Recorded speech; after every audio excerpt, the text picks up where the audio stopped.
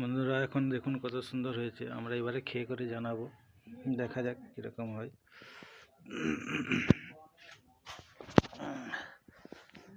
দেখি খেয়ে করে তারপর আপনাদেরকে বলছি।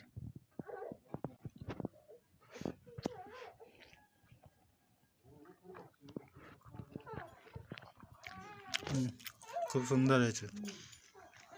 আপনারা এই বাড়িতে এভাবে ট্রাই করুন, খুব ভালো হবে। নমস্কার বন্ধুরা, আজকে আমরা ফুলকপির একটা সবজি বানাচ্ছি। তার জন্য ফুলকপিকে কেটে নেওয়া হয়েছে। তারপরে এখানে কর্নফ্লাওয়ার রাখা হয়েছে। এই কর্নফ্লাওয়ারের মধ্যে হলুদ গুঁড়া দেওয়া হয়েছে আর লঙ্কা গুঁড়া দেওয়া হচ্ছে। দিয়ে এটা নিয়ে খুব সুন্দর একটা পেস্ট বানিয়ে নেওয়া হবে। আর এর সাথে একটু লবণ দিতে হবে, দিয়ে খুব সুন্দর একটা পেস্ট বানিয়ে নেওয়া হবে। জল দিতে হবে এবারে। দেখুন বন্ধুরা, জল দিয়ে এটা একটা পেস্ট বানানো হচ্ছে। এই কর্নফ্লাওয়ারটাকে মেখে নিয়ে তারপরে ফুলকপিগুলো এটার মধ্যে ম্যারিনেট করে তেলে ছাড়তে হবে। দেখুন বন্ধুরা, এই যে এবারে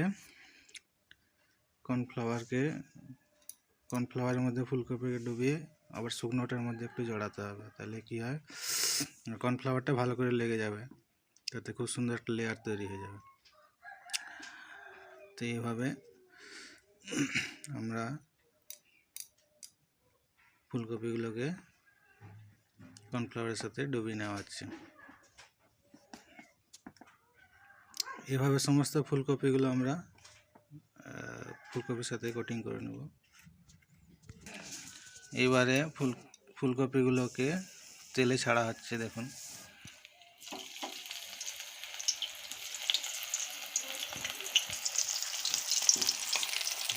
সমস্ত ফুলকপিগুলোকে তেলে ছাড়া হলো।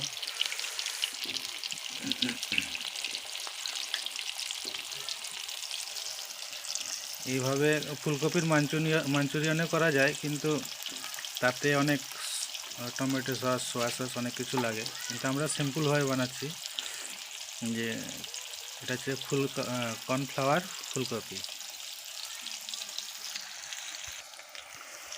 দেখুন এভাবে কত সুন্দর ভাজা হয়ে যাচ্ছে ফুলকপিটা।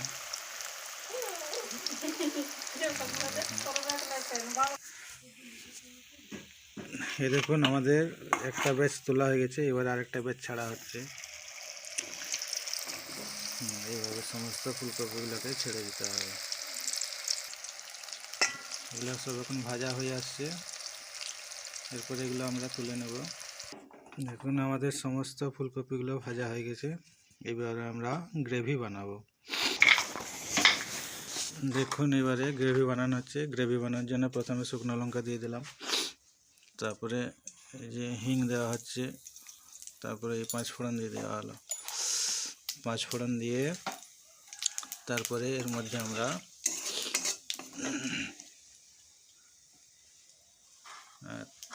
টমেটোকে বেটে রাখা হয়েছিল, এই টমেটো বাটা আমরা দিয়ে দেবো।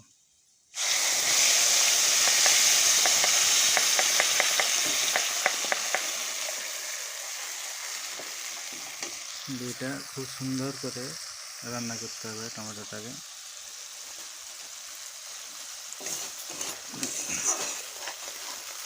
যতক্ষণ না তেল ছাড়ছে, তেল ছাড়া পর্যন্ত রান্না করতে হবে।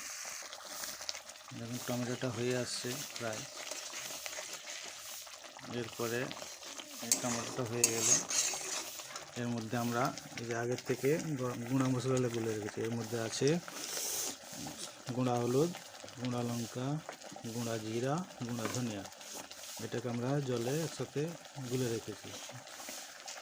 ডাইরেক্টও দেওয়া যায়, কিন্তু জলে গুলে দিলে সেটা কী হবে, তার গ্রেভিটা আরও বাড়বে। এবার আমরা ওই যেটা ভিজিয়ে রাখা ছিল যে মশলাটা, সেই মশলাটা এখন দিয়ে দেবো। দেওয়ার পরে এটা খুব সুন্দর করে এটাকে আরও কিছুক্ষণ কষাতে হবে।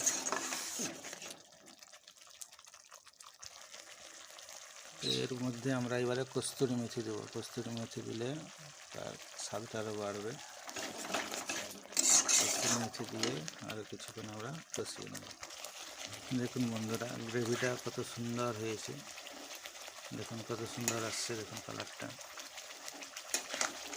এরকম হলে, এরকমভাবে গ্রেভি বানাতে পারলে তরকারির স্বাদ অটোমেটিক বাড়বে।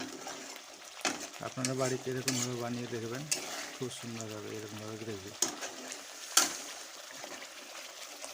এখন কড়াইতে তেল ছেড়ে দিয়েছে, দেখুন তেল চারদিকে ভেসে উঠছে।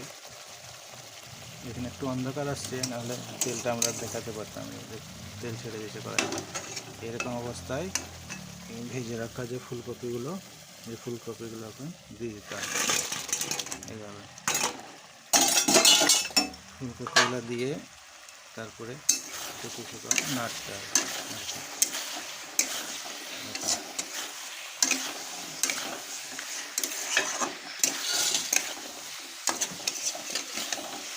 দেখুন কত সুন্দর।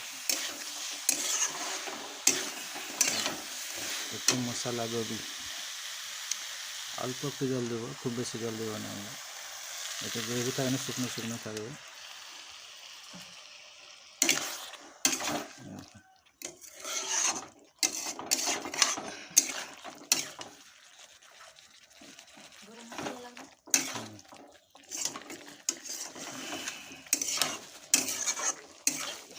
এইভাবে একটু নেড়ে নিতে হবে। নেড়ে এটা আমরা কিছুক্ষণ রেখে তারপরে আমরা গরম মশলা দিয়ে নামিয়ে দেবো।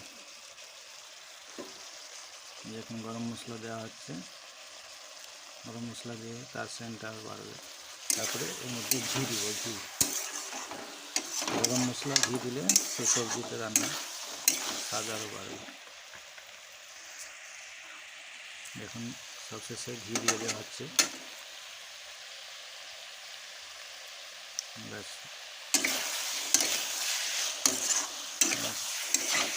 হয়ে গেল রান্না। ঘি দিয়ে আমরা এবার এটাকে নামিয়ে নেব। তাহলে বন্ধুরা, আপনারা বাড়িতে এইভাবে বানাবেন, দিয়ে আমার কমেন্টে জানাবেন কীরকম হয়েছে।